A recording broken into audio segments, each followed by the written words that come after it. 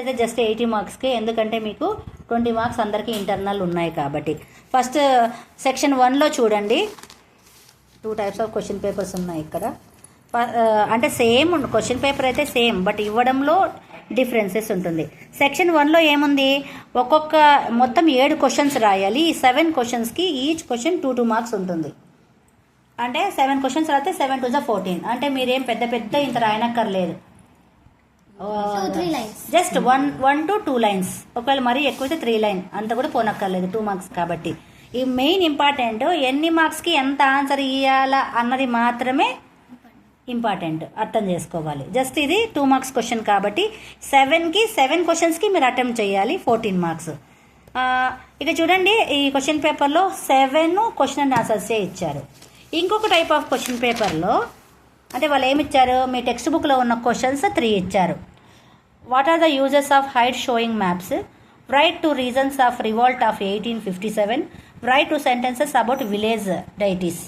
అంటే ఇవి 3 క్వశ్చన్స్ ఇచ్చి, నెక్స్ట్ ది పారాగ్రాఫ్ రైటింగ్. కొన్నిసార్లు ఏమో ప్యాసేజ్ ఇచ్చి తెలుగు, హిందీ, ఇంగ్లీష్లో రాస్తారు కదా, అలా సోషల్కి సంబంధించిన ప్యాసేజ్ చదివి కిందకి ఆన్సర్లు రాయాల్సి ఉంటుంది.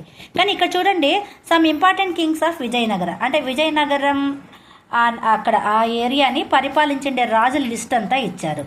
క్వశ్చన్స్ చాలా ఈజీగా అడిగారు. హూ ఫౌండెడ్ విజయనగర కింగ్డమ్, ఎవరు విజయనగర కింగ్డమ్ని ఫస్ట్ ఫౌండ్ చేసింది? ఫస్ట్ ఎవరి పేరు ఉంటే వాళ్ళే, హరిహర రాయ. ఈజీగా, అంటే పైన ఉంది, కింద క్వశ్చన్స్ రాయాలి. How long did Krishnadevaraya rule, Krishnadevaraya ఎంత రూల్ చేశారు? 1509 to 1529, అంటే అరౌండ్ ఎన్ని సంవత్సరాలు? 20 years అమ్మా. అంటే జస్ట్ ఆన్సర్ పైనే ఉంది. Next in which year, same అదే క్వశ్చన్, దీనికి సంబంధించినవి, ఈ ప్యాసేజ్కి సంబంధించినవి 4 క్వశ్చన్స్ ఈజీగానే ఉంది. ఇంకా ఇలా అన్నా ఉంటే క్వశ్చన్ ఆన్సర్స్ నేర్చుకోవాలి. ఇదైతే ప్యాసేజ్ ఇచ్చారు, జస్ట్ ఆన్సర్ రాయగలగడమే. నెక్స్ట్ సెక్షన్ 2లో మీరు మొత్తం 6 క్వశ్చన్స్కి ఆన్సర్ చేయాలి. ఒక్కొక్కటి 4 మార్క్స్ క్వశ్చన్. అంటే ఇవి కొంచెం లాంగ్ ఆన్సర్స్, 4 మార్క్స్ తగ్గట్టుగా రాయాలి. 5 to 6 7 అన్ని లైన్స్ ఉంటుంది, దానికి తగ్గట్టుగా. ఎన్ని రాయాలి సెక్షన్ 2లో? 5 to 7. ఎన్ని క్వశ్చన్స్కి రాయాలి answer? 6 questions, each question 4 marks. Same ఈ క్వశ్చన్ పేపర్ ప్యాటర్న్లో మొత్తం 6 క్వశ్చన్ ఆన్సర్సే ఇచ్చారు. ఇంకొకసారి కూడా ఎలా ఇచ్చే ఉంది, ఫస్ట్ సెక్షన్లో లాగా ఫస్ట్ ఒక 3 క్వశ్చన్స్ టెక్స్ట్ బుక్లో ఉన్నవి ఇచ్చారు. తర్వాత ఇది చదివి వీటికి ఆన్సర్ రాయగలగాలి. ఇక్కడ ఏమి ఇచ్చారు చూడండి, political party, number of candidate elected. Political party ఏదైనా పేరు ఇవ్వలేదు, పేరు ఇస్తే బాగుంటుంది కాబట్టి. ఏ పార్టీకి 75, బి పార్టీకి 17, సి పార్టీకి 10 ఇలా ఉంది. బట్ క్వశ్చన్స్ ఎలా ఫ్రేమ్ చేశారు, which party got the majority, ఏ పార్టీకి ఎక్కువ వచ్చాయి? పార్టీ ఏ 75 మనం కదమ్మా. Next which party own second large number of seats? 17. Party B. Next how many total seats are there in assembly?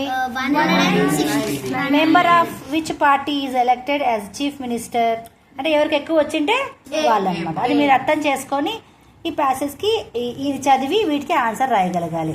ఇది సెక్షన్ 2. ఇంకా సెక్షన్ 3కి వస్తే ఈచ్ వన్ 8 మార్క్స్, 4 క్వశ్చన్స్ రాయాలి. ఇక్కడ ఒక 10 ఇచ్చి 4 రాయమని చెప్పరు. మ్యాక్సిమం ఒక్కొక్క క్వశ్చన్కి ఛాయిస్ ఇచ్చేస్తారనమాట. ఫస్ట్ క్వశ్చన్కి 2 ఛాయిస్లు, సెకండ్ క్వశ్చన్కి 2 ఛాయిస్, అలా. ఫస్ట్ క్వశ్చన్లో చూడండి ఏమి ఇచ్చారు ఇక్కడ, explain the differences in production of cloth in factories from that in the guilds and at homes. ఈ క్వశ్చన్ అన్నా రాయాలి. లేదంటే why is it necessary for government to enact laws and improve the working conditions. ఈ రెండిట్లో ఏదైనా ఒకటి రాయాలి first 8 మార్క్స్కి. నెక్స్ట్ ప్యాసేజెస్ ఇచ్చి వీటిని మీరు అర్థం చేసుకొని దీని గురించి రాయమంటున్నారు. ఒక్కోసారి మీరు ఇక్కడ ఏమిస్తారు, ఎలక్షన్స్ గురించి ఇవ్వచ్చు. ఒకవేళ మీరు ఆ ప్లేస్లో ఉంటే ఏమిని, లేకుంటే ఇంకొకసారి ఏమేమి ఇస్తారు, మొత్తం మన ఇండియా జనాభా ఇంతమంది ఉంది, మేల్ క్యాండిడేట్స్ ఇంతమంది ఉన్నారు, ఫీమేల్ క్యాండిడేట్స్ ఇంతమంది ఉన్నారు అని ఇచ్చి దాని గురించి మీకు క్వశ్చన్స్ ఫ్రేమ్ చేయమనొచ్చు. లేదంటే ఆ ప్యాసేజ్ని బట్టి మీ ప్యాసేజ్లో ఆ ప్లేస్లో మీరుంటే మీరు ఏం చేస్తారు అని కూడా క్వశ్చన్స్ అడగచ్చు. అది అర్థమైందా? లాస్ట్ క్వశ్చన్ మాత్రం మ్యాక్సిమం మ్యాప్ పాయింటే ఉంటుంది. అంటే మొత్తం 8 మార్క్స్వి 4 రాయాలి కదా, 3 క్వశ్చన్స్, ఒకటి మాత్రం మ్యాప్ పాయింట్. ఆ మ్యాప్ పాయింట్ కూడా మళ్ళీ ఛాయిస్ ఇచ్చారు. ఫస్ట్ మ్యాప్ పాయింటింగ్లో ఏమి ఇచ్చారు? అహ్మదాబాద్, తుంగభద్ర, పాండ్య రీజన్, తెలంగాణ, ఈ 4 మ్యాప్ పాయింట్ చేయాలి.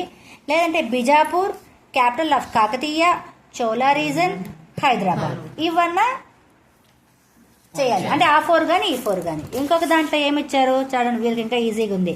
Bengaluru, capital of India, Odisha, Mumbai, అవన్నా చెయ్యాలి. లేదంటే 4 క్యాపిటల్ సిటీ ఆఫ్ తెలంగాణ ఏంటి? హైదరాబాద్. డైరెక్ట్గా హైదరాబాద్ ఇవ్వకుండా క్యాపిటల్ సిటీ ఆఫ్ తెలంగాణ అని అడిగాడు.